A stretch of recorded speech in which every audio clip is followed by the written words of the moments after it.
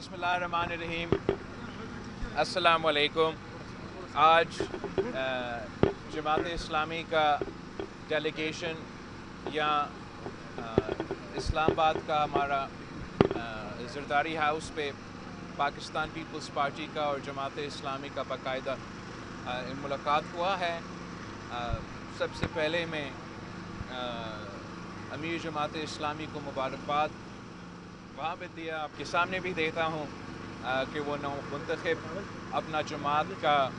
अमीर भी है और इसका ताल्लुक़ हमारा अपना शहर कराची से है, तो इस पे हम इनको मुबारकबाद भी देते हैं।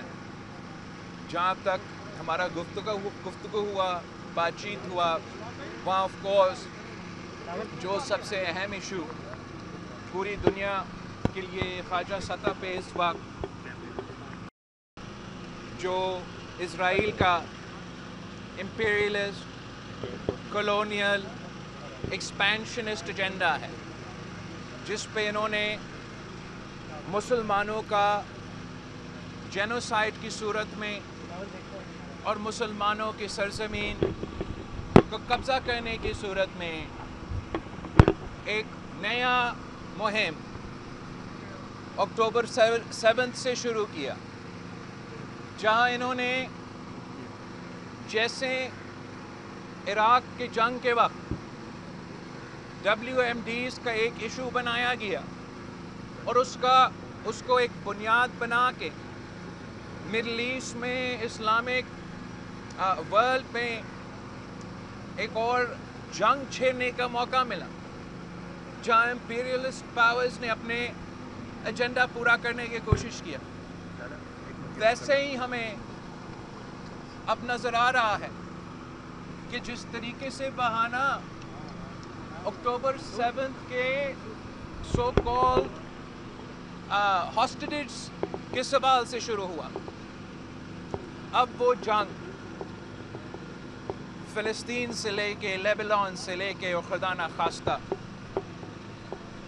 हमारा हमसाया मुल्क ईरान की तरफ ये वॉर थिएटर बढ़ता जा रहा है। इस पूरी साजिश में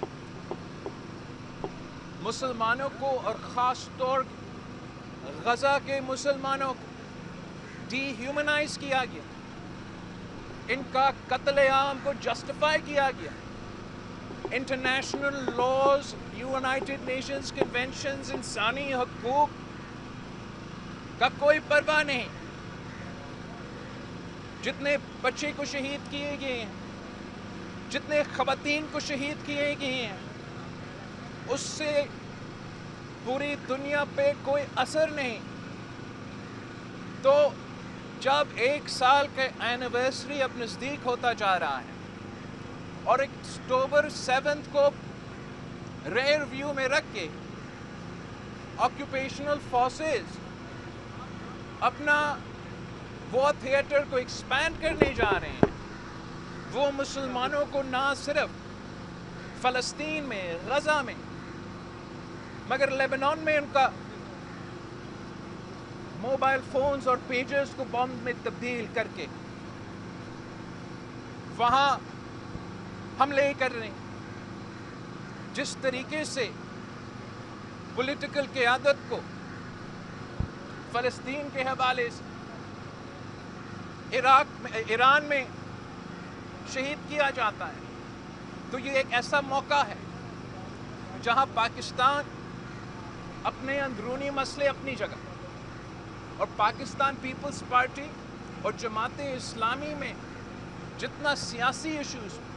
जितना मंशूर पे, जितना नज़रिया पे हमारे इख्तलाफ होंगे, जहाँ तक फ़लस्तीन का इशू है, जहाँ तक मुस्लिम उम्मा का इशू है, जहाँ तक इंसानियत का इशू है, ना सिर्फ हम दोनों एक पेज पे हैं, मगर पूरा पाकिस्तान को एक पेज पे होना चाहिए। मैं जमात इस्लामी का मुसलसल कोशिश कि वो फ़लस्तीन के हवाले से हमारे गज़ा में भाई बहनों के कत्ल-ए-आम जिस तरीके से पाकिस्तान भर में अवेयरनेस रेस कर रहे हैं, हम उसका تعریف بھی کرتے ہیں، اور جو آج اس سیاسی ماحول میں جہاں عام طور پہ سیاسی جماعتوں جو ایک دوسرے سے اختلاف کرتے ہیں وہ تو ہاتھ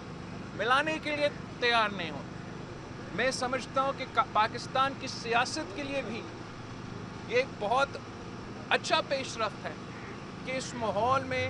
ہمارا اپوزیشن میں ہونے کے باوجود وفاق میں اپنی جگہ،